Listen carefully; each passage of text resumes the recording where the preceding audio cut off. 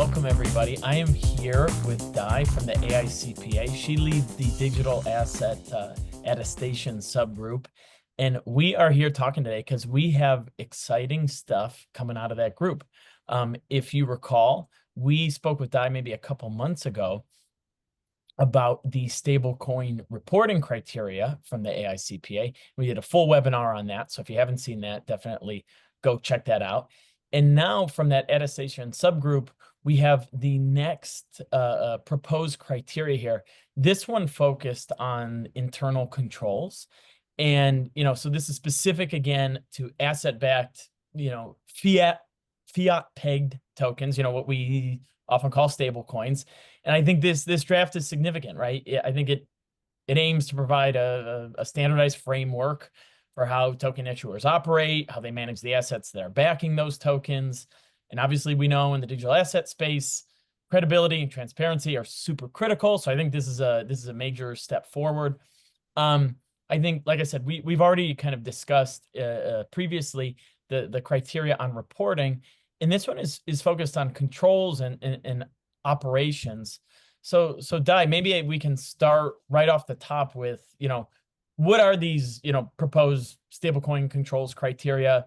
How do they relate to what we talked about before with the criteria for stablecoin reporting? First of all, it's really great to be here to talk about the incredible progress that the attestation subgroup has made and continues to make.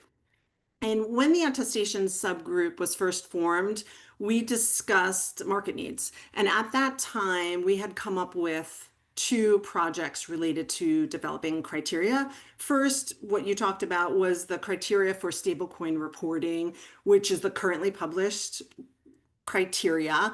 And these are the criteria that provide this common framework for stablecoin issuers to present and disclose the information on the outstanding stablecoins, as well as the availability of the assets that back those stablecoins. It actually is the criteria that is used by these issuers to meet the reporting requirements in the Genius Act that just became law. As well as used for or by the practitioners in the examination engagements that are required as well. The second project the attestation subgroup was focused on was controls over stablecoin operations. And those proposed criteria that are out for public exposure can be used as this framework for the stablecoin issuers in order to evaluate both the suitability of the design as well as the operating effectiveness of controls supporting their stablecoin operations. It's these two sets of criteria, the reporting criteria and the controls criteria, that really form this foundation of this sound structure. And it does create this trust and transparency in the overall broader stablecoin ecosystem. And that's why when you take a look at the exposure draft, the proposed control criteria are being added to the existing stablecoin reporting criteria as a part two. Part one will be the reporting criteria, and then you'll see in part two the control criteria. And if you really think about it, these two sets of criteria are so interconnected because the controls surrounding the stablecoin operations are really an integral part of the reliability of the information that these stablecoin issuers are reporting the information in their monthly reports that are required. Yeah, that's great. You said a couple things there, which I think are so important. I think it's one reason why those of us in the industry have been so pleased with what the AICPA is doing is you're not that group, you're not working in a vacuum, right? You mentioned the Genius Act. Obviously, it's super exciting, the progress that's happened there. You said you're listening, what are the market needs? What actually has to happen? So I think the order that you guys have gone about this makes total sense. And to remind everybody super quick about that reporting criteria, right? It was basically, outlining how token issuers need to disclose, their redeemable tokens outstanding, the redemption assets, right? These are the assets that are backing those tokens that they've issued, and then some comparison reporting, comparing, what are the redeemable tokens outstanding? What are the redemption assets that are backing those? So that that was the core of that the reporting criteria, and we'll make sure to post a copy of the document for anyone who hasn't seen it. So maybe we could talk about what are some of the high level details of the actual controls criteria? I think, I understand there's the document covers, I think, 8 areas.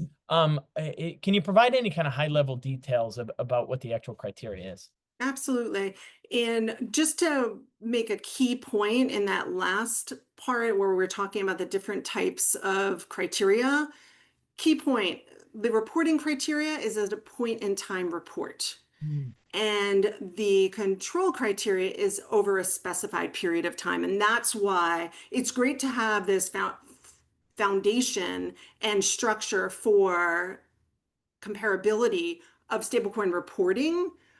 But what happens the moment after that stablecoin issuer publishes their report, how do you know that those assets that are backing those stable coins are actually still there? And that's where the controls come in. And on a high level, when you look at part two, you're going to see that the criteria are presented in the form of control objectives, and they're divided into 8 control areas. And I'll hit on a few. Obviously, the control area related to stablecoin generation and management, that includes the control objectives over mints and burns. And that the quantity of those stablecoins is recorded in the stablecoin issuer's books and records accurately. It has a section on client onboarding and maintenance. It has a section on client transaction processes. This has to do with control objectives over those cash receipts and disbursements related to the purchases and redemptions. And then a key one for this area, specifically highly important to the digital asset space, is a section related to key and backup management, which has to do with the cryptographic material and if it is generated, distributed, stored, used in a secure and confidential manner. And the last one I definitely want to hit on is reporting area. And this is the one which links back to the stablecoin reporting criteria so specifically. It includes control objectives over reporting the stablecoin quantity, the redemption assets, and this is where those two just correlate so well. The Yeah. last thing I definitely wanted to mention, though, is that next to each of the control objectives are accompanying implementation guidance. And this just presents factors to consider that help both the stablecoin issuer or the practitioner when they're evaluating whether the controls are suitably designed and operating effectively to achieve the control objectives of the stablecoin operations. Yeah, that makes total sense. So Di, tell me, who should be kind of looking at these criteria and evaluating them? Like, who does this apply to? So who can use the controls criteria presented here?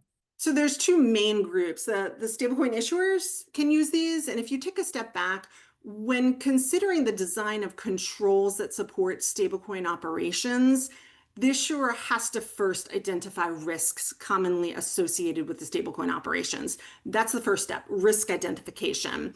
And then once those risks are identified, they can be developed into policies and procedures and designed and implemented in order to mitigate those risks. And that's where the control criteria were developed to provide this common framework for stablecoin issuers to identify the risks commonly associated with stablecoin operations to be able to build out their policies and procedures. I think the key point here is that the control objectives can be used by stablecoin issuers when they design, when they implement, when they operate and monitor these controls.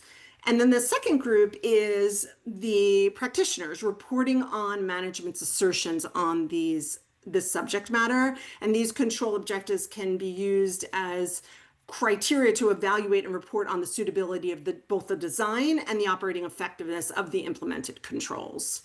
One thing I love about the document, and you just mentioned this, that it's not just giving control objectives. The document actually gets really pretty specific with that implementation guidance. And so I want to mention here that this is an exposure draft, right? So what does that mean? That means that the correct me if I'm wrong, but the AICPA is welcoming comment on the document, right? They want to hear from folks Absolutely. and get some feedback. And I think that implementation guidance is so helpful because it really gives you something really concrete and really pretty detailed to evaluate.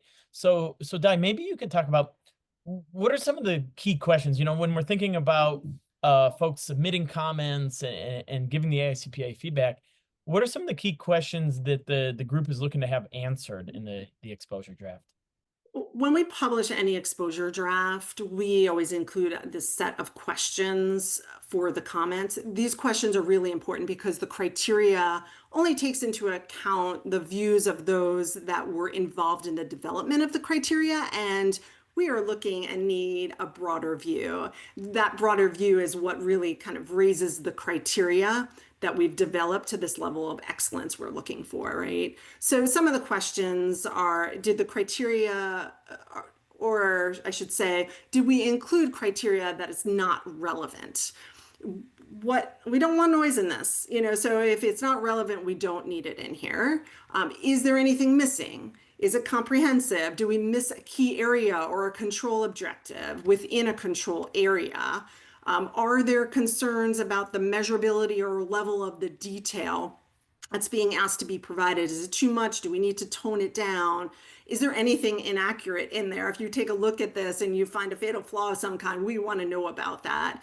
And one thing to mention is that because these criteria are incorporated as part 2, you are going to see that the updates are layered on to the currently published documents. You're going to see bold italics for anything new, strike throughs for anything removed. We're definitely looking for comments on the edits of the document, not the entire document. And we try to make that as clear as possible when we publish the exposure draft.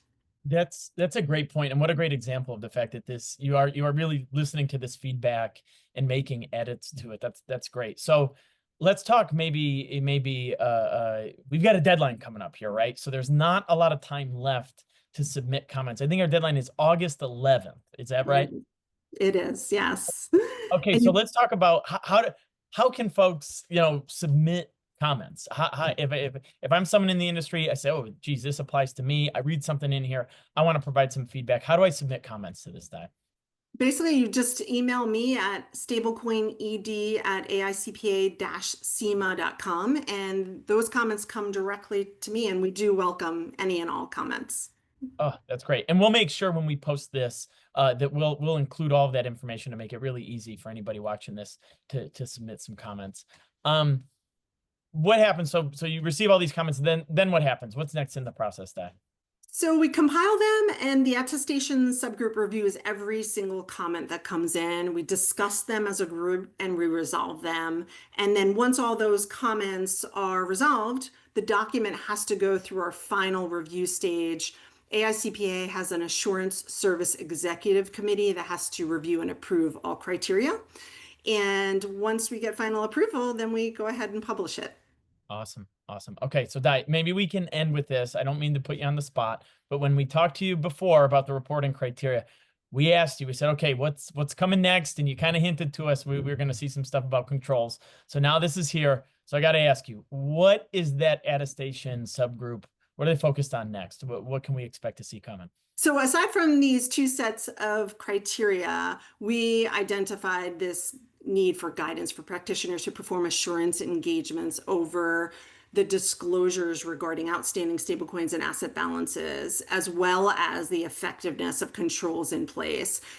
That is where the attestation subgroup will turn its attention to. We're definitely going to be creating some guidance, and we're not sure exactly what that guidance will be in the form of, but most likely TQAs or facts and questions type of content. And so be on the lookout for guidance that is currently under development. We have a resource page, a stablecoin resource page that will continue to be updated with any additional resources. So certainly there is more to come. Awesome. Awesome. Well, Di, thank you so much. I think I speak for everybody in the industry. It's hard to find from a regulatory standpoint a more exciting time that we've had. There's just been so much positive momentum. We really appreciate what the AICPA is doing, what the subgroup is doing. You guys are doing amazing work, and I thank you for jumping on and walking us through it. Thanks so much for having me participate. I always love discussing digital assets, and I really appreciate the opportunity to be here.